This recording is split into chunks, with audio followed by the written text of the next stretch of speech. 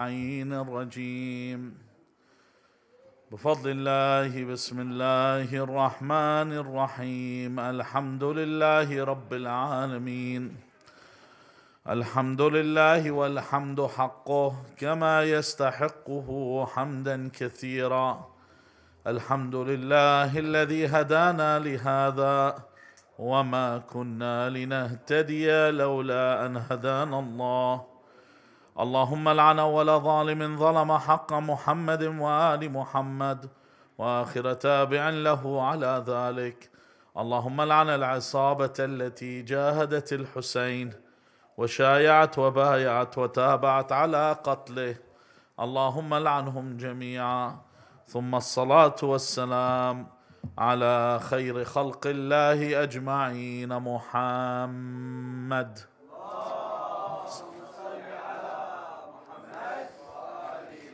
وعلى أهل بيته الطيبين الطاهرين واللعنة الدائمة على أعدائهم أجمعين. When someone is spiteful, someone wishes you harm, and it's not a secret, you actually know about this. In fact, it wasn't only told to you by a friend that's there to comfort you. It was told to you by the Creator of the heavens and earth that this person's your enemy. Furthermore, it's been verified. How? Not only that Allah is the most truthful in speech, but it's been verified by your enemy himself, where he says to the Creator, قَالَ رَبِّي بِمَا أَغْوَيْتَنِي لأزينن لهم في الأرض ولأغوينهم أجمعين. So first he said, God, because you have made my life go on, it's evil to me, it's no good for me, I've been turned away, I will certainly make everything, that's evil and wicked, not good for mankind, I'll make it look fair and reasonable and what they want. Not only that, and I will certainly cause them all to deviate. In other words, it's a lonely place in hell. I need more people in there, and I will bring as many as I can with me. Then he makes a disclaimer. Then there's an exception on top of this. What's that? He says, إِلَّا عِبَادَكَ مِنْهُمُ الْمُخْلَصِينَ. Except those that are devoted to you. They show devotion. So in other words, this enemy is there. Those that are wary at all times of this enemy are the ones that are devoted to God. So what do? Allah Azza wa Jal says, there's a bit of a problem here for you, because this accursed villain, this accursed rogue, Iblis, his problem is not only is he going to make what's wicked fair seeming, but he's going to actually make it look that it's the only way. This is the point for you. This is the only way it is. You can't get it another way. And Allah Azza wa Jal already told you that what has He done for us? He says, زُيِّنَ لِلنَّاسِ حُبُّ الشَّهَوَاتِ مِنَ النِّسَاءِ. Of them, there's وَالْقَنَاطِيرَ الْمُقَنْطَرَةِ, but that's not our hadith. That of the things that Allah has made for mankind is the love of the shahawat, of the desires. You know the shahawat, your desires. When you're hungry, that's a shahwa. When you're thirsty, these are desires that you want. And when someone of mankind craves women, this is a desire and it is there. You know, sometimes people tell you, I don't look for these things. You know, it's either because they're around guys, their libido has been killed, and if it hasn't been killed, they've got problems. Or the second reason why this could be the case, because they're satiated. They've always got something, so they don't care. Something's there for them, so they don't care, but it's there. Allah Azza wa Jal has made of the desires that people want. And as we know in Islam, Islam forbids celibacy. Forbids someone to go a life without having any form of marriage. And this is something that's looked down upon in Islam. And it's not something, if you look at other religions where they try and attain this. For example, Buddhists, they try and attain a life of celibacy.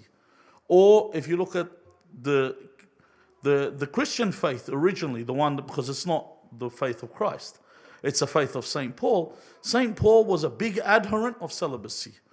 And in fact, what St. Paul did, he's not a saint at all. You know, to give him this title is wrong. Start calling Harun Rashid.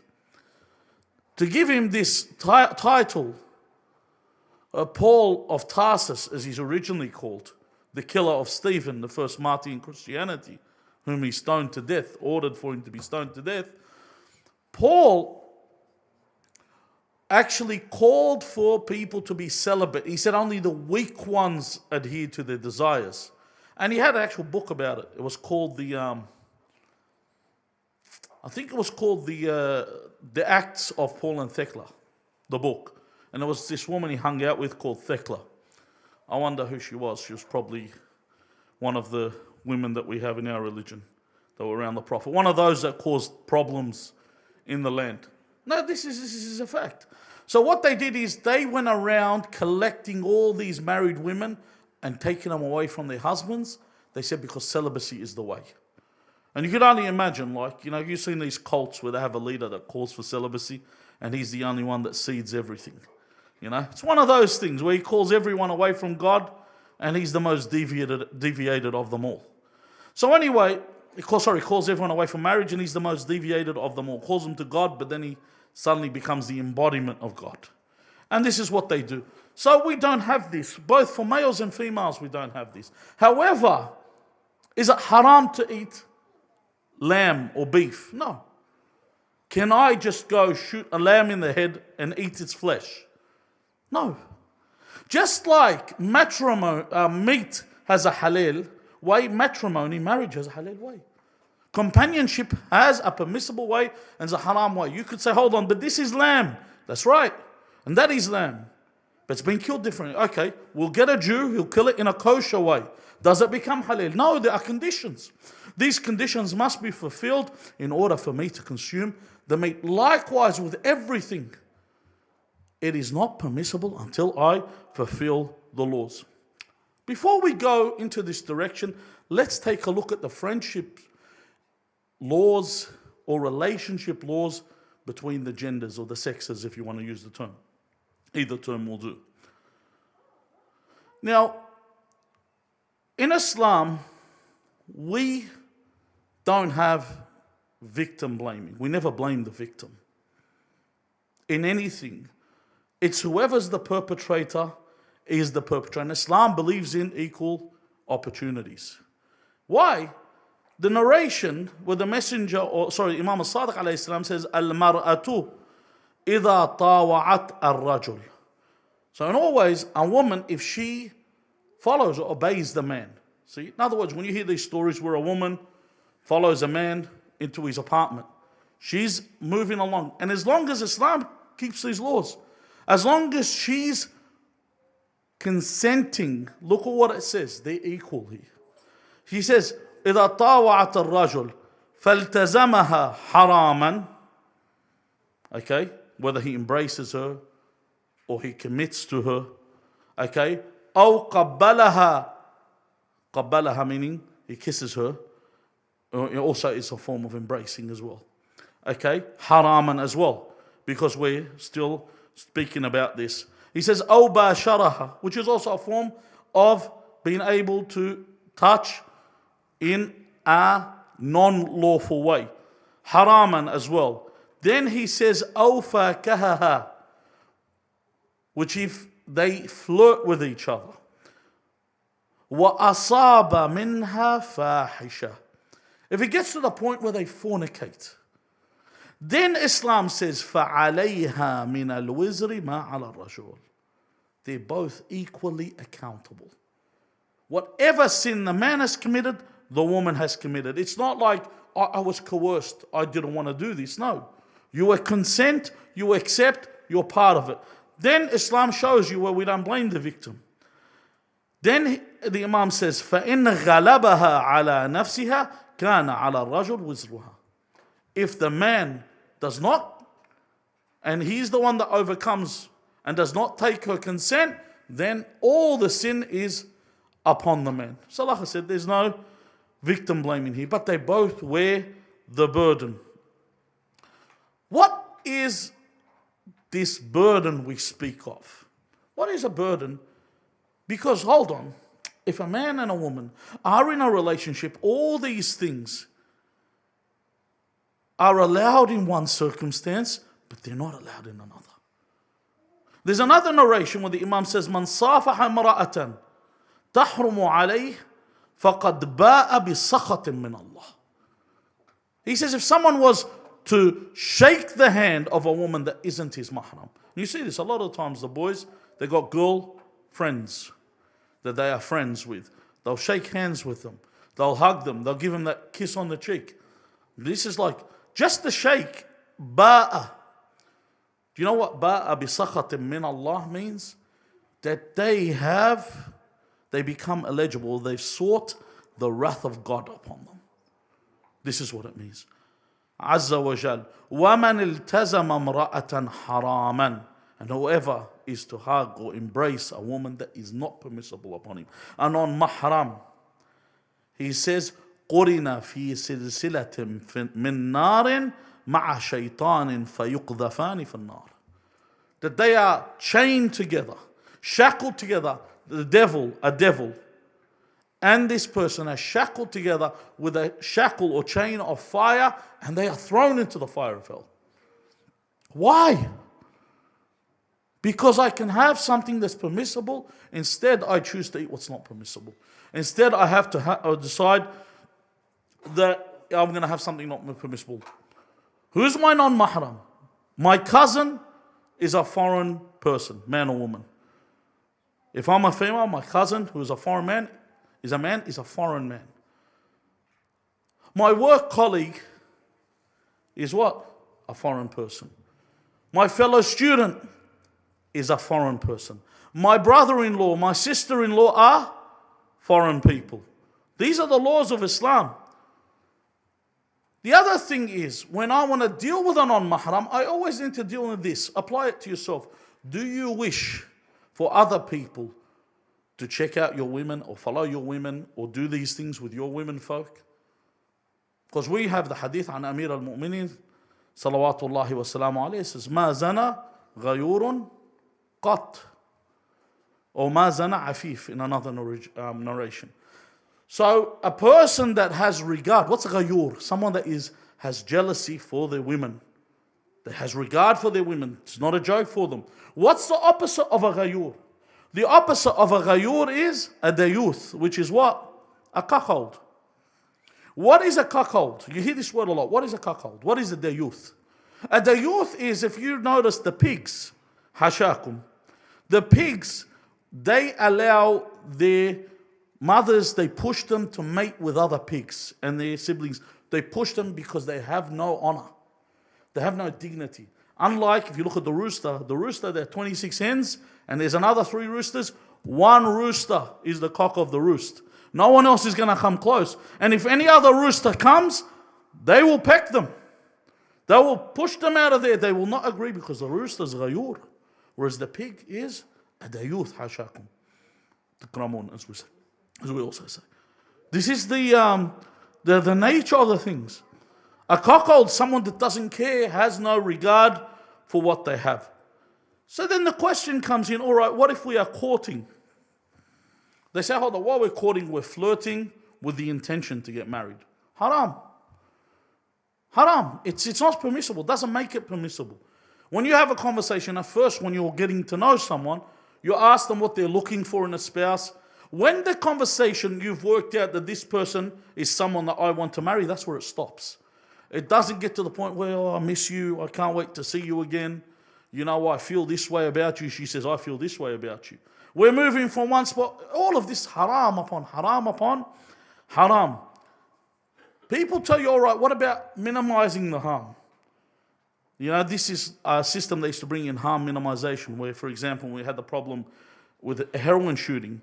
They made these shooting rooms in King's Cross where people would at least let them use clean needles. Why do we just not stop them from using the drugs? Why is it we condone this activity? Because we're the ones that know how it comes in. The government knows all this. That's how they hatch it all the time. And they catch the people.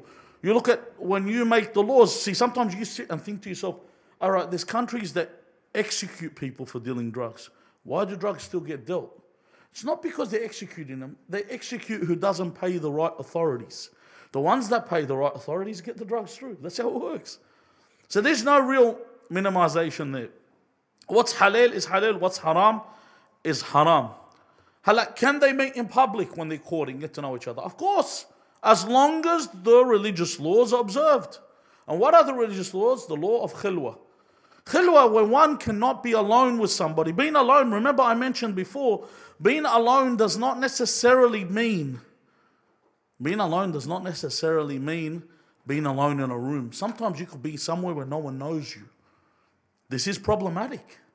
Why? Because there's no one to stop you if you decide to do anything. And anytime the Messenger of Allah sallallahu alayhi wa alihi wasallam, he mentions in a narration that if a man and a woman are ever alone, they are not two, but they are three. The third is the devil with them. They're not going to be playing tiddlywinks. They're not going to be playing. They're going to sit there. A guy sits with a guy. They'll sit there and argue over sport, politics, or religion. You know, guy and a girl, it's biology. That's all it gets to. It doesn't go anywhere else. This is where the subject ends up. In fact, the Messenger of God sallallahu alayhi wa alihi wasallam says, "Sababul fujur al-khalwa." That of the reasons or the reason for people committing fornication or indecency is what? Is them being alone. This is what causes this. And this is why Amir al-Mu'mineen Ali ibn Abi Talib alayhi salam in a narration says, اذكروا انقطاع اللذات وبقاء التبعات. So do not forget that one day the pleasure is going to end. At one point, this pleasure will end. What's left are the consequences of your actions. What is left?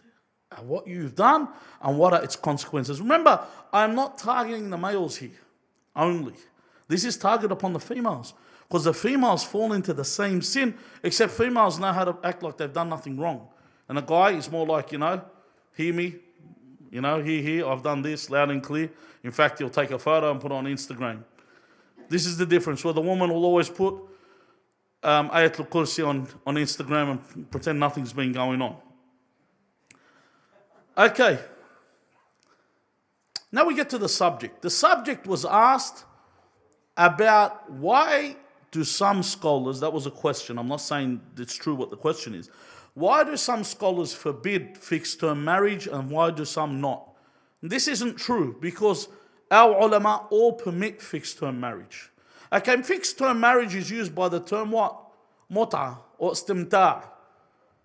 Now when you say the word mut'a, some people go, oh my God, it's like you curse their mother. Do you hear that word? Oh, please do not say this word.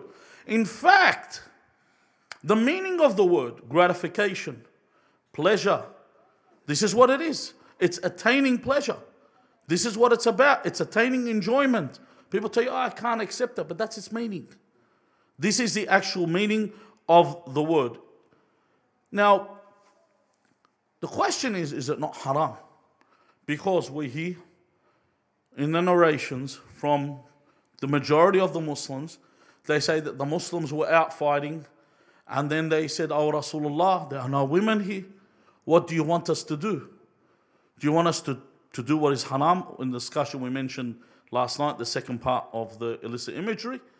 Or, do you want us to cup it? In other words, or do you want us to do what?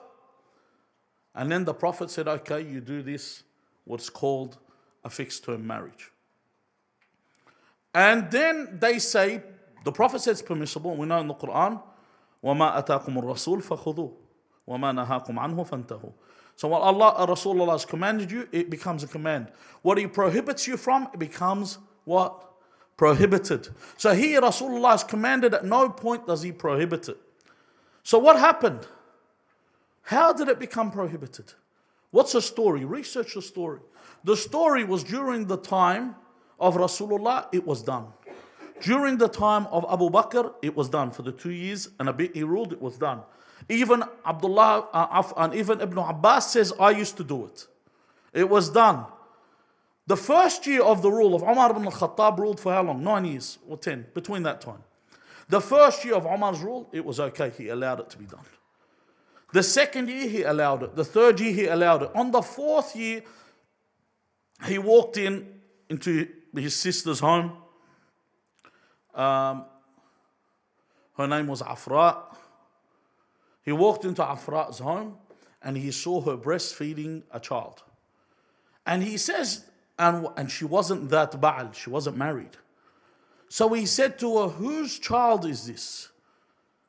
She said, I'm the one breastfeeding it. You know, how else, if it's not my child, how else would my breast be producing milk? So he examines her breast, this is what the narration says, to make sure that her breast is the one that's producing the milk. And then he knows it's her child. So he takes the child and he's infuriated. He said, how did you get a child without a husband? She said, I performed a mut'a marriage. So he comes out and declares to the people, he says, because this has taken place, he's angered. He says, the narration I mentioned, in the first one, like last night, he said 3 things were permissible at the time of Rasulullah, and I'll make them haram. This time he mentions 2 things in this narration. He says 2 things were permissible at the time of Rasulullah. It's like he mixes them together so you lose what he's trying to get at. The one is mut'at al-nisa or mut'at al-hajj. So he forbids mut'ah from there. This is where it became forbidden. And as we know, can anyone change the law of Rasulullah? No. The law of Rasulullah, halal Muhammed, halal ila yawm al-qiyamah, wa haram haram ila yawm al-qiyamah. So in other words, it's the law of Rasulullah is perpetual. His law is law. He is the legislator. And we mentioned how it happened. Now there's a lot of narrations where Amir al-Mu'mineen speaks about the effects of this. One of the narrations has la'an in it, so I wasn't going to narrate it on the mambar. But you'll get the idea as I read the narration. So I've removed the la'an one and I've mentioned the other ones.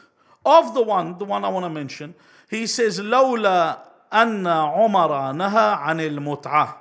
If Umar did not prevent the mut'ah, the temporary marriage, the fixed marriage, he says, ما زنى إلا شقي أو شقية لأنه كان يكون للمسلمين غنى في عمل المتعة عن الزنا. This is the narration that's narrated. There's plenty of narrations on this avenue. That if you think about it, even amongst the Shia, you mention the word mut'ah, people go berserk.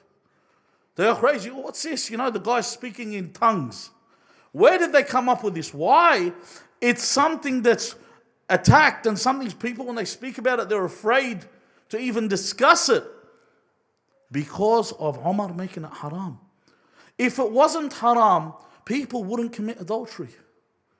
People would actually do mut'ah, and it would be something that was permissible. Okay.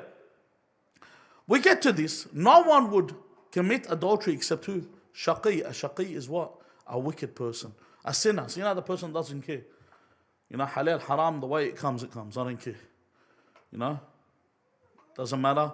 Or you meet those people, you know, a man meets a woman, he wants to do aqd with her, and she says, no, I won't do it. I'll do it without aqd, but I won't do it with aqd. So I'll disobey God, but I won't disobey Umar ibn al-Khattab. Pretty much that's what they're saying. So who can do mut'ah? Here's the questions. Is it haram? Who can do it? There are rules for the single and there are rules for the married. As for the man, a single man, it is permissible for a single man, discerning adult man, to engage in a fixed term marriage. For a married man, it is permissible if they are not infringing on the rights of their spouse or the laws of the jurists. What do I mean by the rights of their spouse? So a lot of people go, how do they infringe? There are men, and this happens often, this isn't rare, where they go out and then they come home and they bring STIs, and I'm not talking about Subaru WRX, back home to their houses. Because they don't care where they're going. They don't care what rabbit hole they jump into. They just come back and they bring diseases. Also, it became so abundant, people would read that away like what? Amir al-Mu'mineen says, ba'alun lil-imra'a, afwan, ba'alun lil-armala, that the muttaqi is the husband for the widow. They read it and all they think about is 4 bare legs in a bed. A husband does much more than that. That's the last thing on the schedule of being a husband. The more important thing is being a provider, being a supporter. So if I see a widow, I provide and I support. Did you ever read the narrations? When we say ba'alun lil-imra'a, lil-armala, did you see what Amir al-Mu'minin did? He used to go to the what?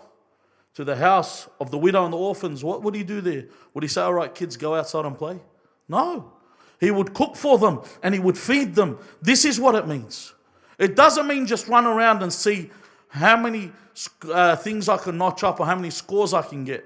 This isn't what it's about. This isn't what the laws are about here. In fact, Sayyid Ali Sistani gets to the point that he says if someone is married, is going to do a fixed term marriage, they have to get permission of their wife. That's a nice thing, isn't it? Because you think about it. How many women are going to say, oh yeah, what do you want me to sign? You know? This time I'm not going to sign with a quill. I'm going to sign with a dagger in your back. But anyway, when he says seek permission for you to do this, he puts it because people, this becomes their what? Their game. That's all they do. Their game is just chasing women from one woman to another. This is where they move around. Now, a woman that you can perform a fixed term marriage with, it has to be a woman that is sane. When we say sane, what do we mean? We mean a woman that is not hallucinating or intoxicated. Doesn't only mean sane as in not afflicted. You can't perform this with an intoxicated woman. She doesn't know what she's doing. She marries herself to a man for a dowry and a set time. The same as any other transaction, these conditions must be fulfilled and must be observed to their fullest. So what are these conditions? Firstly, there is a waiting period. That a woman that is divorced, there has to be a waiting period for her. Because the woman that you perform this, and we'll get to this, is a divorced woman. We'll get to the point. There is a waiting period. So if the woman's divorced, I have to wait for her to have 3 periods of cleanliness. That means at the moment she observes after a divorce her first period, and then her second period. Upon the observation of the 3rd period, then I can perform this marriage. If she was in a temporary marriage before this, then I have to look at the observation of 2 periods. If her husband had died, then I have to look at the observation of 4 months and 10 days. There are other laws, I'm just giving you. I need to observe a waiting period where there is one. Secondly, the woman must be a kitabi or a Muslim. This is for the single men. The married man, like I said, there's laws with Sayyid Sistani, and the majority of the people here follow Sayyid Sistani. Okay, with the single man, the woman must be a kitabi or a Muslim. What's a kitabi? A kitabi is someone that follows is of Ahl al-Kitab. The ulama say if she's a Christian, a Jew, a Sabian, even in some cases it mentions even the Majus being of the kitabis. Okay, or a Muslim. A Muslim is someone that basically believes in the Quran. This is for a fixed term. A permanent marriage, they have to be a Muslim.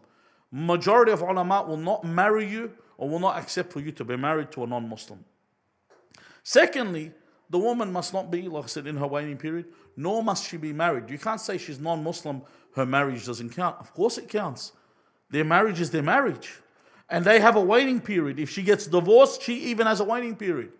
Say, for example, she's an evangelist Christian. They get divorced. You still have to observe the waiting period. You can't just jump into it right from the start and say, all right, we're going to do this fixed term marriage. Then the woman that is a non-Muslim, you can do a fixed term. But if she is a Muslim, and I reiterate, if she is a Muslim, she must be divorced. And this is so important because a lot of people in the community, they will do a fixed term marriage with a girl that has not been married. She has to be divorced.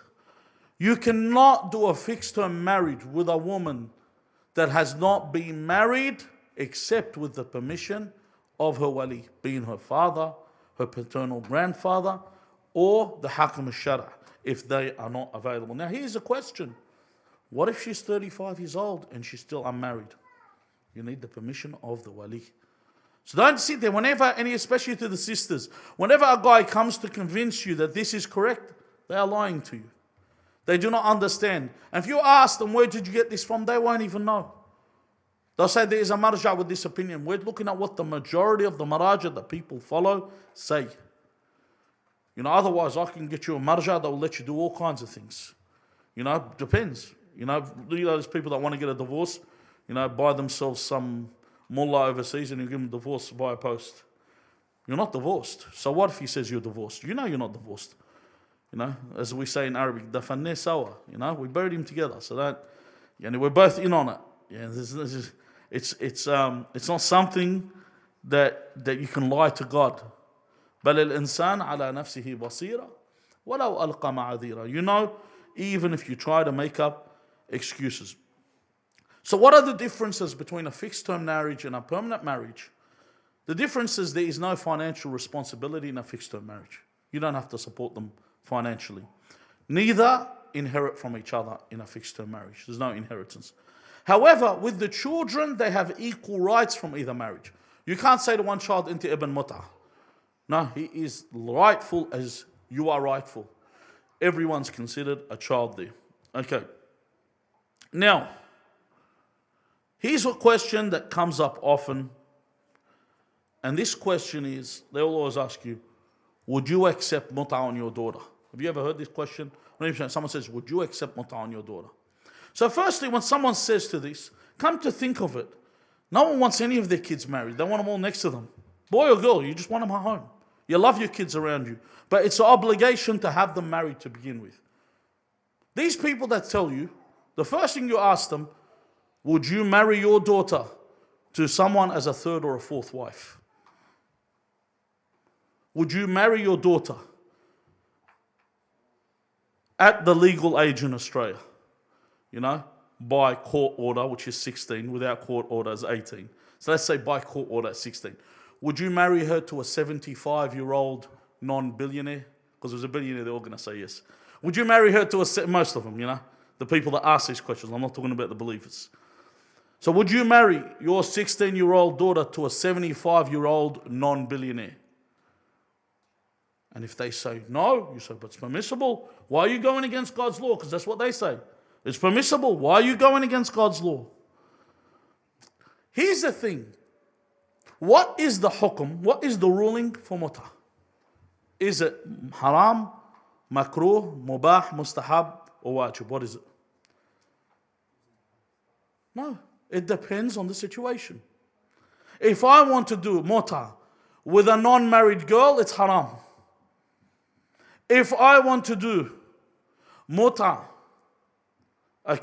in a situation where I'm harming my spouse because of some certain, there are elements where they're coming in.